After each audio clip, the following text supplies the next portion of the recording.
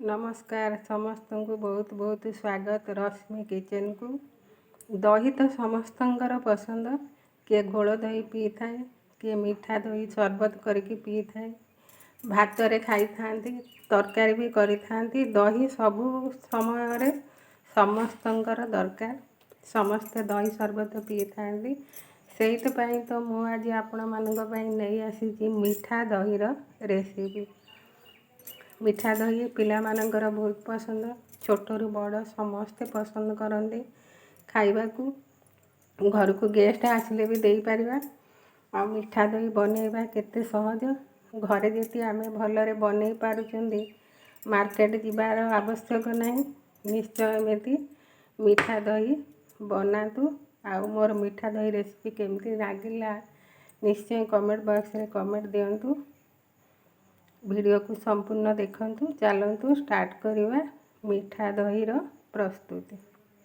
मीठा दही पाई प्रथमे आमको क्षीर दरकार। मु एठी हाफ लीटर रो फुटा क्षीर नेची, जोड़ा बसिक आगु बहलिया हो जाइए, माने बहुत टाइम फुटी जाइए।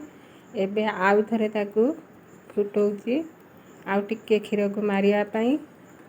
आउ सेथिरे आवश्यक अनुजाई चीनी देदेवा। मुझे हाफ कप रो चीनी देची। आपण जेतिकी मीठा खाइबे से हिसाब रे कम बेसी करि पारिबे।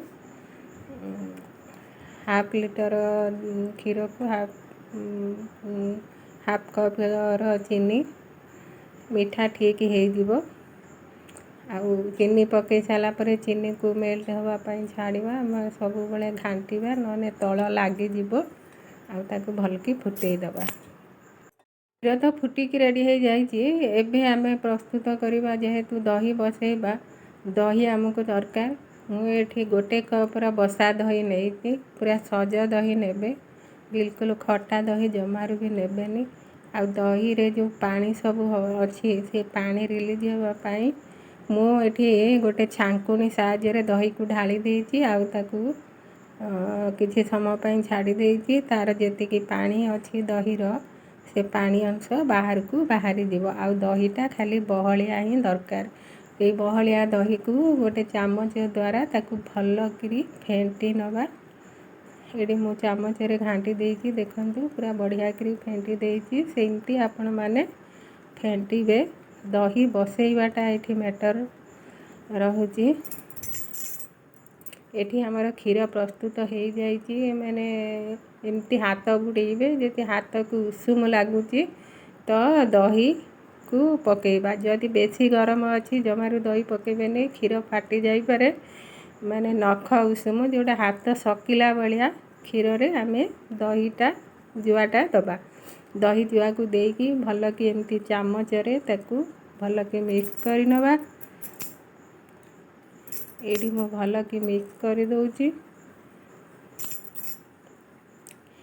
मीठा दही बनैबा बहुत सहज। निश्चय एमती समय पाइले, सुविधा पाइले निश्चय एमती बनातु। पिला मानकु खाइबा को दियंतु। पिला मान बहुत खुशी हो जिवे। आ मु एठी तीनोटी जागा नहीं, गोटे टिफिन नहीं, आ गोटे छोट ग्लास नहीं, आ गोटे से दही रो कप टे नहीं। ताकू तीन भाग करके एठी रखिदेली। एबे ताकू कभर लगे दबा। कभर लगे देकी ताकू रूम टेम्परेचर रे रखिबा। दही बसिबा पाई, जमेइबा पाई रेडी हो जाइए मोर। मु एकू गोटे आउ टिके गरम रहिबा पाई, दही शीघ्र बसी जमीबा पाई मु एठी गोटे टावल घोड़े दउची। एकू रखिदबा आमे 8 ରୁ 10 घंटा जाए। माने आज मु संध्या बेले एकू प्रस्तुत कली, काली सकाळे 10टा बेले एकू खोलिबी। एठी देखंतु, देखिले तो दही केते सुंदर जमी जाइए। मु ए ग्लास को उल्टे की देखो दूची आपण मानकू। पूरा काठ भलिया ହେଇची दही। आउ एई प्रोसेस रे दही बसैले दही ठीक बसिबो। ଏଇଠି ଦେଖନ୍ତୁ ମୋ ଦହି କାଟିକି ଦେଖେଇ ଦେଉଛି। ଦେଖନ୍ତୁ ଆମର ପ୍ରସ୍ତୁତ ହେଇଯାଇଛି। ଭିଡ଼ିଓ ଭଲ ଲାଗିଲେ ଲାଇକ୍ କରିବେ, ସାଙ୍ଗମାନଙ୍କ ସହିତ ସେୟାର କରିବେ, ଚ୍ୟାନେଲକୁ ସବସ୍କ୍ରାଇବ୍ କରିଦେବେ। ରହୁଛି, ଜୟ ଜଗନ୍ନାଥ। ପୁଣି ଆସିବି ନୂଆ ରେସିପି ସହିତ।